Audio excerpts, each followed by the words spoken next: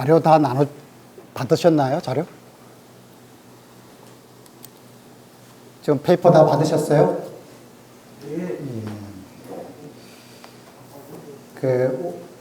자료,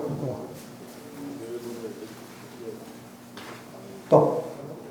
복사 중이에요. 두부에 지금 자료는 좀 복사하고 있습니다. 예.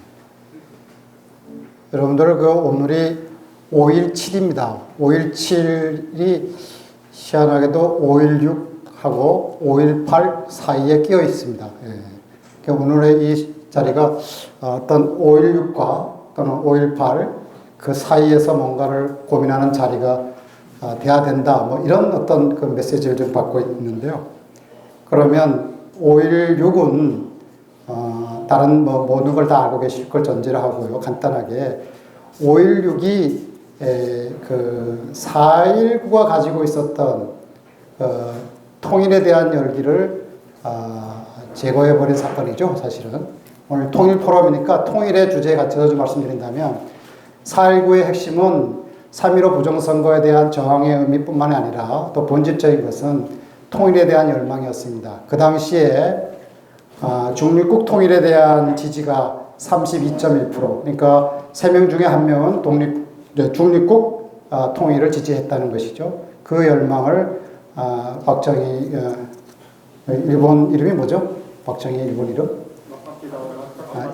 다카키 마사오, 쿠데타에 의해서 통일 열망이 이제 제거됐는데, 그런 점에서 오늘 이 자리에 그 얘기는 그러니까 중립국 통일에 대한 열망을 다시 부활시키자, 뭐 이런 메시지를 담고 있고요. 또 내일이 5.18입니다. 함께 고민 나눴으면 좋겠습니다. 그리고 지난주 우리 그 이장희 교수님 강의가 샌프란시스코 평화조약의 한계, 이 주제로 말씀하셨는데요. 샌프란시스코 평화조약, 거기서 말하는 평화조약의 평화가 과연 우리의 평화를 담보했는가? 거기서 말하는 평화란 과연 평화로운가? 사실은 국제정치학에서 말하는 평화는 평화하고 아무 관계없다. 자, 우리가 지금 오늘 이 주제에서 다루겠습니다만은 평화통일 하는데 과연 그 평화가 과연 뭐냐? 저는 굉장한 그 물음을 제기하는 바이고요. 새로운 관점의 통일론을 얘기하고 싶습니다. 우리 평화라는 말에 지금까지 많은 것을 쏟고 살아왔던 것이죠. 그 다음에 또 하나 우리가 고민해야 될 주제가 하나 있는데, 4.17, 얼마 전에 우리 문재인 대통령이 이제 4.17 2주기인가요? 2주기 담화를 발표했습니다. 자, 2주기 발표를 했는데, 거기에 대한 북한의 반응이 어땠습니까? 혹시 아십니까? 별로 안 좋죠? 썰렁하죠?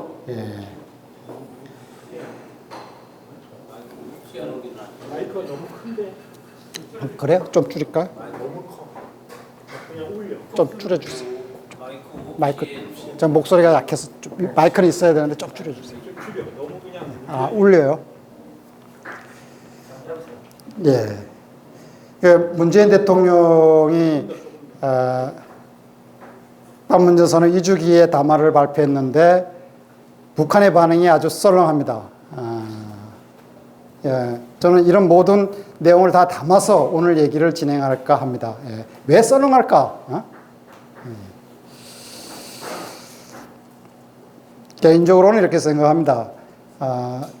문재인 대통령은 평양 시민들 13만 앞에서 마이크를 잡고 이야기를 했습니다. 자신의 얘기를 했습니다. 그렇다면 당연히 김정은 국방위원장에게 서울에서 마이크를 줘야죠. 그게 통일 아니겠어요? 썰렁하죠. 나라도 이거 이렇게 할 것 같습니다. 그리고 문재인 정부가 지금 가열차게 준비하고 있는 북방정책, 아주 좋죠. 사실은 노태우 정부로부터 시작한 거죠, 북방정책은. 근데 북한의 관점에서 보면, 우리를 포위하고 있네? 이렇게 볼 수 있습니다. 왜 문재인 정부는 그런 오해를 사게 만듭니까? 왜 신뢰를 갖지 못하는 것이죠? 답답합니다. 자, 오늘 저희 그 제목은 분단체제 통일론의 한계와 담대한 변증법적 통일론입니다. 제목은. 그 밑에 부제를 보면 여러분들이 갖고 있는 페이퍼는 세 번째 장에 나와 있습니다. 이 제목을 정하게 된 데는 그 아인슈타인의 이야기가 저에게는 굉장히 소중하게 와닿는데요. 아인슈타인은 이렇게 얘기하죠. 어떠한 문제도 그 문제를 만들어낸 것과 같은 수준의 사고에서는 절대로 해결할 수 없다. 예. 이 말을 제가 번역하면 분단체제에서 만들어진 통일론으로는 분단을 극복할 수 없다. 이렇게 번역이 됩니다. 예. 지금까지 우리가 얘기하던 평화통일, 단계별, 이체제 연방제, 이거 다 분단을 극복할 수 없습니다. 이 얘기를 오늘 여러분과 함께 하고 싶습니다.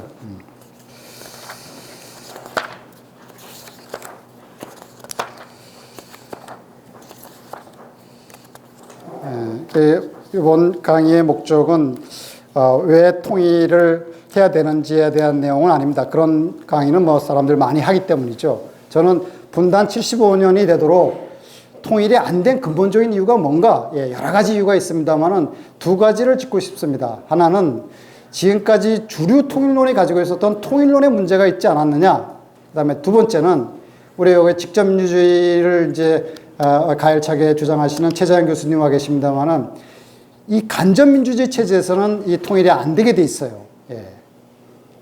이 대의제가 갖는 한계가 있습니다. 그 내용도 이제 잠깐 안에서 다루겠습니다.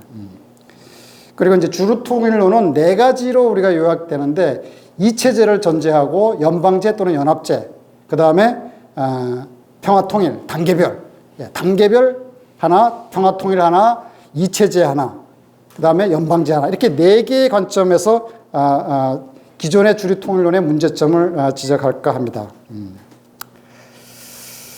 그 다음에 이제 강의 도입 부분이니까요. 조금 편안하게 접근하나 한다면, 여러분들 우리 판문점 정상회담 때 두 정상들이 한 이벤트가 하나 있습니다. 탁자 위에서 혹시 기억하십니까? 이렇게 뭘 깼죠, 이렇게. 이렇게 뭐 알까기 같은 거 했는데 기억하세요? 판문점 정상회담 때 두 정상이 이렇게 이렇게 둥그런 알을 딱 망치로 깨는 뭔가를 했어요. 기억나세요? 다들 기억 안 나시나? 했죠. 여러분들, 저는 그거를 보면서 이거 어마어마한 그러니까 통일혁명을 선언했구나. 여러분들이 알까기라 그러면 생각나는 작가가 있죠. 헤르만 헤세의 데미안. 데미안에 이제 알까기 얘기가 나오죠. 그 헤세는 평화주의자입니다. 평화주의자로서 이제 그 데미안 내에서 이제 이야기 중에 이제 새로운 세계를 꿈꾸려고 그러면 기존에 우리가 이 알을 깨야 된다. 이런 얘기를 한 거죠. 근데 뭘 주목해야 되냐면 알을 깬다는 사실에 주목하는 것이 아니라 알을 깨고 나온 새가 어느 방향으로 날아가느냐를 봐야 됩니다. 그런 논의를 하고 있지 않는 거죠, 여러분들. 우리 모두 다. 중요한 것은 그 새가 날아가는 방향이 중요합니다. 그 새 이름이 아프락시스인데요. 그 새는 어디로 향해서 날아가냐면 아프락시스라고 하는 것은 그러니까 선악이 하나로 된, 그러니까 음양이 하나고 선악이 하나고 이게 모두가 다 하나가 된 세상을 의미합니다. 저는 정치적으로 얘기한다면 중립국이다. 그렇다면 판문점 선언에서 두 정상이 알깨기 이벤트를 했다면 이거는 세계에 대해서 우리 모두에게 던진 거죠. 야, 우리 앞으로 중립국 통일할 거야. 그런 메타포를 거기다 담아놓았던 것입니다. 아무도 그것을 읽지 못했던 것이죠. 저는 그 얘기를 오늘 좀 드러내보고 싶고요. 그 다음에 또 하나 이제 우리가 논의해야 될 것은 기존의 주류 통일론에 대해서 문제 제기를 하고 보다 적극적인 통일을 하자라고 주장하는 사람들이 몇 분 있어요. 그 중에 한 분이 이제 법륜 스님이 계시죠. 법륜 스님의 통일론을 잠깐 좀 이제 달아볼 생각이고요. 또 한 분은 개성공단 이사장으로 계시는 김진양 이사장. 그분의 통일론. 그분의 통일론을 뭐 간단하게 말씀드리면, 개성공단을 여러 개 만들자. 그리고 경제교류 하자. 그러다 보면 통일된다. 언제쯤? 한 20년 후쯤. 그러니까 지금은 너무 통일에 집착하지 말자. 이게 이제 그 김진양 개성공단 이사장님의 통일론입니다. 제가 이 통일론에다 이름 하나 붙였어요. 신압으로 통일론 이렇게 붙였어요. 신압으로 20년 후에 통일된다는 것이죠. 그리고 20년 후에 통일이 된다고 주장하는 또 한 분이 있어요. 법륜 스님, 좀 전에 말씀드린. 이 법륜 스님의 통일론은 포용적 흡수 통일론입니다. 법륜 스님의 통일론은. 근데 제가 법륜 스님을 지지하는 어떤 분하고 논쟁을 하다가, 야, 법륜 스님이 포용적 흡수 통일을 주장한다고 나는 보이는데 당신은 어때? 그랬더니 펄쩍 뛰더라고요. 무슨 소리냐? 평화 통일주의자지. 막 그래요. 그래서 제가 뒤에서 또 다룰 겁니다. 여러분들, 먼저 제가 질문 하나 던질게요. 독일의 통일이 평화 통일입니까? 흡수 통일입니까? 예, 흡수 통일입니다. 그런데 우리는 헷갈리고 있어요. 우리가 지금 남북 통일해야 되는데 독일식으로 통일돼야 되는 거 아니야? 근데 독일식 통일은 흡수 통일입니다. 근데 평화 통일과 흡수 통일은 약간의, 엄청난 뉘앙스 차이가 있습니다.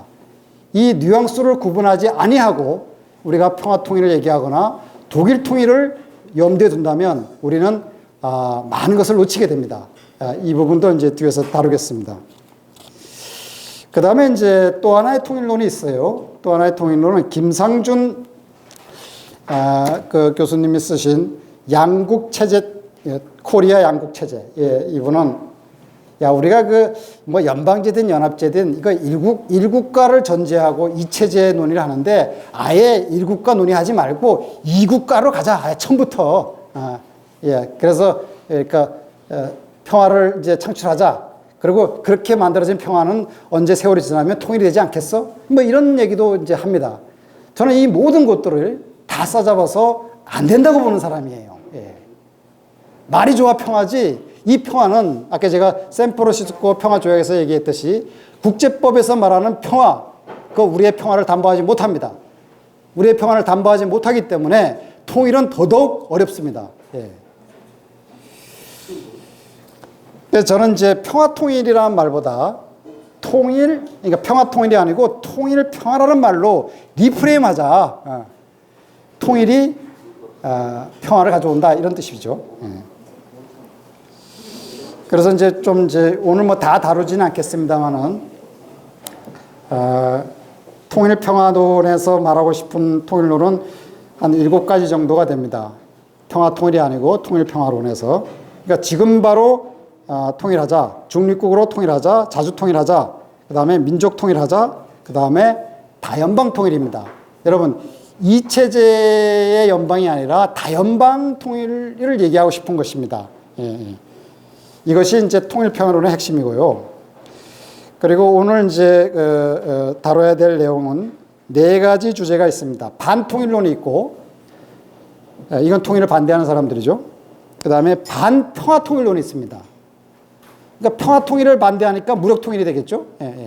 이건 이제 수구 보수 쪽에서 주장하는 통일론이고요. 그 다음에 진보 쪽에서 통일하는 논에는 비통일론이 있습니다. 이 비통일론은 뭐냐면 통일 얘기하지 말자.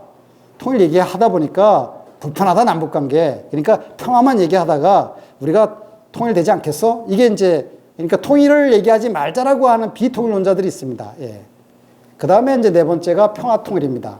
이거 다시 말하면 반통일론이 있고 반평화통일론이 있습니다. 이건 보수 쪽에서 얘기하는 거고요. 그 다음에 진보 쪽에서 얘기하는 통일론, 비통일론이 있고 평화통일론이 있습니다. 제가 가장 염려스러운 게 이 바로 평화통일론입니다. 평화통일론은 통일이 안 됩니다. 제가 이제 그 얘기를 뒤에서 다룰 생각입니다. 오늘의 그러니까 이야기의 주제는 4개의 통일론 중에 맨 마지막에 말했던 평화통일론의 문제점. 이 평화통일론은 앞에서 제가 서두에 말씀드린 대로 분단체제에 의해서 만들어진 통일론입니다. 그래서 안 되는 겁니다. 아인슈타인의 말처럼. 그 다음에, 그러니까 오늘 강의의 또 하나의 이제 방법론은 어떤 접근 방식이 지극히 사회학적인 관점에서의 접근보다는 인문학적 관점에서의 접근입니다. 많은 분들이 사회학적 관점에서 통일을 준비하고 많은 분들이 강의를 하시죠. 저는 오랫동안 뭐 인문학을 공부한 사람 입장에서 인문학의 관점에서 보니까 이게 새롭게 통일의 길이 열린다. 왜 이 부분을 우리는 왜 고민하지 않았지? 뭐 이런 대화를 이제 오늘 좀 주로 많이 할 것이고요. 그렇다면 인문학이란 무엇인가? 인문학이란 정의를 많이 내립니다. 뭐 문학, 역사, 철학이다. 이런 식의 교과서 같은 정의가 많은데요. 그것보다 더 아주 깔끔한 정의를 하나 제가 이렇게 발췌했는데요. 여러분들 한번 들어보실까요? 인문학이란 뭐라를 얘기할 때 가장 좋은 그 주제가 잠깐만요. 여기 있네요. 누구나 믿고 있는 사실을 동료시키고 익숙한 것을 낯설게 만들며 겉으로 드러난 현상의 배후에서 일어나는 일을 폭로하고 젊은이들의 방향 감각을 혼란시켜 이렇게 쭉 나가는 어떤 그런 문장이 하나 있어요. 여러분들 다시 읽을게요. 누구나 믿고 있는 사실을 동료시키고 익숙한 것을 낯설게 만들며 겉으로 드러나는 현상의 배후에서 일어나는 일을 폭로하고 젊은이들의 방향 감각을 시키기 위하여 뭐 이런 내용이 됩니다. 이게 무슨 내용이냐면 하버드 대학에서 추진하는 교양 교육의 목적입니다. 여러분들 마지막에 젊은이들의 방향 감각을 혼란시켜 이 대목 하면 연상되는 사람이 한 사람 있어요. 우리 최장 교수님 생각 안 납니까? 소크라테스의 죽음의 죄명이죠. 예. 그러니까 인문학이라고 하는 것은 바로 이겁니다. 이러한 공부를 진보 좌파들이 안 하고 있다는 겁니다. 진보 좌파들이 지금 오려하는 게 사회학이에요. 사회학. 우리 여기 양지혁 교수님 사회 철학 하신 분 계시는데요. 그러니까 사회 철학이라고 하는 사회학과 인문학의 결합 이런 공부 방법이 굉장히 소중한 영역입니다. 근데 이런 분들이 중심이 돼서 통일을 그러니까 고민하고 이야기하는 장이 만들어져야 되는데 지금 우리는 그렇지 못하죠. 그런 점에서 저는 오늘 뭐 인문학의 관점에서 통일 이야기를 좀 많이 하고 싶습니다. 그 다음에 75년 동안 통일이 안 된 이유를 제가 서두에 말씀드렸죠. 인문학의 성찰이 부족했다. 우리 주류 통일론을 얘기하는 진보 쪽에서. 두 번째는 간접민주주의 한계. 그러니까 대의제 가지고는 통일을 이룰 수 없다. 이 두 가지 부분을 좀 이렇게 바탕에 깔고 이야기를 좀 진행할까 합니다. 그리고 이제 인문학이 이제 하버드 대학의 교양교육 목적에서 제가 인문학의 내용을 대충 이렇게 말씀드렸습니다만은 인문학 또는 어떤 문학적 상상력, 또 문학적 표현 이런 부분이 왜 소중하냐면 대중 설득력을 갖습니다. 우리가 그 대중 설득력을 가질 때 이런 얘기를 하죠. 가슴에 언어가 있고 머리에 언어가 있는데 가슴이 먼저 인정하고 동의하게 되면 머리로 움직여서 행동으로 가는데 3일이면 된답니다. 그러나 머리가 이해하고 가슴이 와서 몸으로 움직이는 데는 3년이 걸린답니다. 그러니까 사회학적 관점보다 지극히 인문학적 관점으로 동기부여를 해야지 통일의 열망이 높아진다는 것이죠. 제가 재밌는 예를 하나 들어볼게요. 우리 뒤에서 이제 링컨 얘기도 제가 합니다만은 링컨 그러면 우리가 노예 해방을 생각하게 되죠. 노예 해방 그러면 떠오르는 우리 그 재밌는 컨텐츠 하나가 있습니다. 엉클 톰 케빈인가요? 기억나시죠? 톰 아저씨 오두막이로 번역이 되나요? 그걸 읽은 사람들의 관점에서 보면 미국의 남북전쟁 할 때 북군의 승리를 바랄까요? 남군의 승리를 바랄까요? 노예방은 북군이니까. 그러니까 북군의 승리를 바라죠. 그런데 그 사람, 동일한 사람에게 바람과 함께 사라지다라는 책을 읽거나 영화를 보게 만듭니다. 그래 되면 그 사람이 바뀝니다. 남북군의 승리를 바란다는 거예요. 자, 우리가 그 통일운동이라고 하는 이 아주 지극히 사회학적이고 정치적인 이 영역을 좀 인문학적으로 접근한다면 참 좋겠다. 이런 관점을 좀 저는 갖고 있고요. 그래서 이제 인문학의 필요성을 좀 더 강조하고 싶습니다. 다음에 오늘 강의의 또 하나의 목적은 우리가 통일 그러면 남북 간의 신뢰 쌓고 교류 확대하고 이러면 통일이 될 거라고 생각하고 있습니다. 그런데 국제 정치적으로 보면 두 나라 사이의 신뢰가 통일을 촉진하는 데 있어서 미친 영향은 많아야 20%, 대부분 10% 미만이에요. 그렇다면 나머지 80% 이상은 에너지는 어디서 왔냐면 국제 정치학적인 힘의 변동에 의해서 옵니다. 그 대표적인 게 독일 통일이에요. 독일 통일이 왜 됐냐 그러면 그 독일 통일은 신뢰 쌓기를 해가지고 교류 확대하고 서로 돼서 통일된 거 아니야? 그것은 끽해봤자 에너지가 많아야 20%입니다. 나머지 80%는 어디서 왔느냐? 동독의 스폰서인 소련 연방이 해체됨으로 인해서 힘이 강한 서독이 동독을 포용적으로 흡수통일을 한 것이죠. 예. 근데 우리는 이 부분을 놓치고 있어요. 예? 이 부분을 놓치고 있어요. 신뢰 쌓고 교류 확대한다고 되는 게 아니라는 겁니다. 예? 하여튼 그런 점도 이제 좀 다뤄보고 싶고요. 그렇다면 여러분 이렇게 질문할 수 있습니다. 또 하나는 대부분의 통일은 거의 100%입니다. 국제정치학적으로 통일은 동등한 세력끼리 통일된 적이 없어요. 힘의 격차가 많이 날수록 통일이 빨라집니다. 독일 통일은 동서독 격차가 4배였어요. 그리고 근처에 있었던 예멘의 통일은 13대 1이었어요. 그런데 우리 지금 진보 주류 통일론자들이 하는 얘기는 교류 확대해서 남북한이 비슷하게 살 때 너 이거 통일 안 됩니다. 이래 되면 내전에 빠져갈 확률이 높습니다. 예. 자, 그러면 힘의 격차에 의해서 통일하자 그렇다면 남북한의 지금 힘의 격차가 뭐 20대 1, 40대 1 막자마다 다릅니다. 그럼 지금 흡수통일 하자는 것이냐? 흡수통일 했었어야 되는데 이제 기회가 없습니다. 지금은 흡수통일 가지고 안 됩니다. 왜냐? 북한이 이미 핵무력을 완성했어요. 예. 비대칭 전략무기 핵무력을 완성했어요. 그리고 남한은 북한을 흡수통일할 만큼 좋은 사회냐? 아니면 그런 역량을 가지고 있느냐? No. 아니라는 것이죠. 예. 그렇다면 흡수통일도 아닌 역사적으로 존재하지 않았던 전혀 다른 창조적 새로운 방법론의 통일론이 나와야 된다는 것이죠. 이제 그 부분을 이제 뒷부분에서 좀 다뤄볼까 하는데요.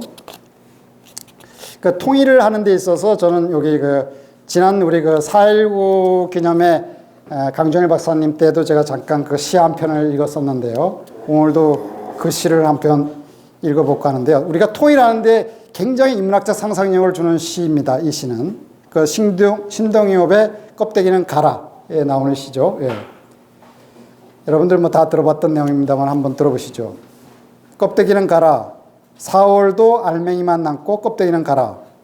동학령 곰나루에 그 아우성만 살고 껍데기는 가라. 그리하여 다시 껍데기는 가라.